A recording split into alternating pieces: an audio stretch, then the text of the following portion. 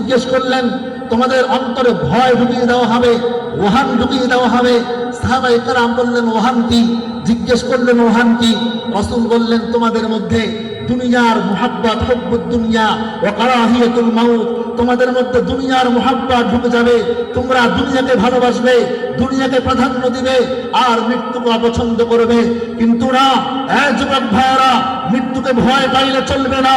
মৃত্যুর ভয়কে জয় করে মৃত্যুর জন্য প্রস্তুত থাকতে হবে, জীবন দেওয়ার জন্য প্রস্তুত থাকতে হবে, বাতিলের মোকাবেলা করার জন্য প্রস্তুত থাকতে হবে। জিহাদে তামান্না অন্তরে রাখতে হবে। রাসূল কারীম বলেছেন, আল্লাহ যদি আমাকে আমার তোমারও চাই, আমি জিহাদ করব। আমি যদি মৃত্যুকে আমি ভয় পাই না, আমি মৃত্যুবরণ করব, আবার জীবিত হব, আবার মৃত্যুবরণ করব, আবার জীবিত হব, আবার জিহাদ করব। রাসূলের মনে জিহাদে তামান্না ছিল। এই জন্য প্রিয় ভাইয়েরা, আমাদেরকে ওই বন্যার পানিতে বসে যাওয়া খড়কুটাওয়ালা মুসলমান হলে চলবে না। ঈমানকে জাগ্রত করে বীর মুজাহিদের মতো সামনে আমাদেরকে এগিয়ে যেতে হবে। কথা বলুন, ঠিক কিনা?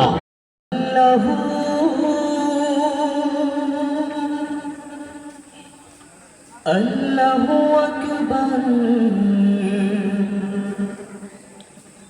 তোমার পাক নাম জপি আমি গুনাহগার।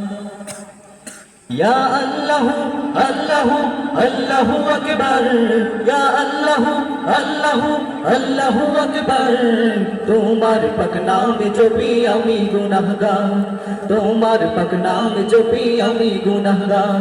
ইয়া আল্লাহ আল্লাহ আল্লাহু আকবার, ইয়া আল্লাহ আল্লাহ আল্লাহু আকবার, তোমার পাক নাম জপি আমি গুনাহগার, তোমার পাক নাম জপি আমি গুনাহগার। তামাম বিকরাজি যদি কালি করা হয়, সব দরিয়ার পানি যদি কালি করা হয়, তামাম বিকরাজি যদি কলম করা হয়, সব দরিয়ার পানি যদি কালি করা হয়, তামাম বিকরাজি যদি কলম করা হয়, সব দরিয়ার পানি যদি কালি করা হয়, লিখে কবু শেষ হবে না, লিখে কবু শেষ হবে না মহিমা তোমার।